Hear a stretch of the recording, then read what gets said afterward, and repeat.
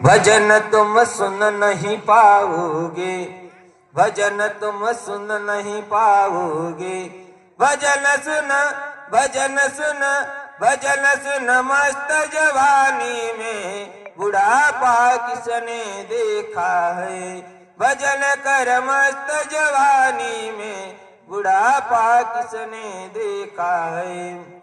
एकदा हातपाय आपले गळून गेल्यावर त्या ठिकाणी आपल्याला कोणी त्या ठिकाणी आपल्याला ऐकू येणार नाही किंवा आपल्याला दिसणार नाही। त्या ठिकाणी दान करतो म्हणलं तर दान करायची शक्ती या हातामध्ये राहणार नाही।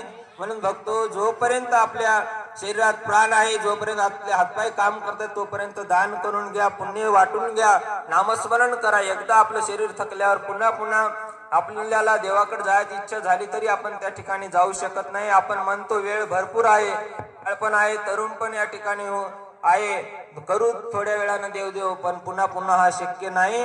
म्हणून या ठिकाणी बघतो जोपर्यंत आपल्या शरीरात जीव आहे, ताकद आहे, तोपर्यंत नामस्मरण करून घ्या। हा एवढा सोहळा या ठिकाणी आपल्या डोळ्यात देखत पार पडणार आहे, म्हणून त्या सोहळ्याला सर्वांनी सहकार्य करा। यानंतर रुद्रगिरी महाराज या ठिकाणी आपल्याला 2 शब्द या कार्यक्रमाविषयी सांगतील।